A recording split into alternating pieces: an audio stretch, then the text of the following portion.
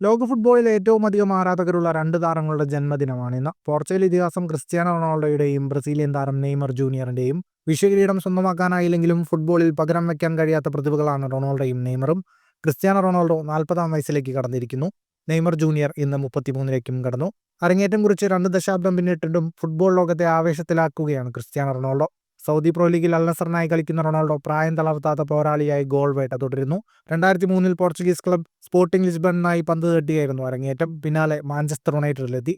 2009 football transfer റെക്കോർഡുകൾ തകർത്തുകൊണ്ട് Ronaldo മാഡ്രിഡിലേക്ക് ചേക്കേറി. Real Madrid കാലത്ത് ഒന്നിലധികം ബാലൺ പുരസ്കാരങ്ങളും റൊണാൾഡോ കൈപ്പിടിയിലാക്കി. ലാലിഗ കിരീടം, ചാമ്പ്യൻസ് ലീഗ് കിരീടം എന്നിങ്ങനെ ഒട്ടനവധി നേട്ടങ്ങളുമായാണ് മാഡ്രിഡിലെ സുവർണ്ണകാലത്തോട് ക്രിസ്ത്യാനോ വിട പറഞ്ഞത്. പിന്നാലെ യുവന്റസിലേക്കും മാഞ്ചസ്റ്റർ യുണൈറ്റഡിലേക്കും അൽ നസറിലേക്കും ക്രിസ്ത്യാനോ ചേക്കേറി. 2016 യൂറോ കപ്പിലും 2018 നേഷൻസ് ലീഗ് കപ്പിലും പോർച്ചുഗലിനെ കിരീടത്തിലെത്തിച്ച നായകനാണ് റൊണാൾഡോ. 5 Ballon d'Or, 5 Champions League, FIFA player of the year, Puskas award എന്നിങ്ങനെ നിരവധി നേട്ടങ്ങൾ റൊണാൾഡോ സ്വന്തമാക്കി. ഫുട്ബോളിൽ തന്റേതായ വ്യക്തിമുദ്ര പതിപ്പിച്ച ആളാണ് നെയ്മർ ജൂനിയർ. 2009 ബ്രസീലിയൻ ക്ലബ് സാന്റോസിലൂടെയായിരുന്നു അരങ്ങേറ്റം. 2013 നെയ്മർ ക്യാമ്പ് നൗവിലെത്തി. മെസ്സിക്കും സുവാരസിനുമൊപ്പം ലാലിഗയിൽ പന്ത് തട്ടി നെയ്മർ ഫുട്ബോളിൽ മായാജാലം തീർത്തു. പിന്നീട് പാരീസിലേക്കും ശേഷം സൗദിയിലേക്കും നെയ്മർ ചേക്കേറി.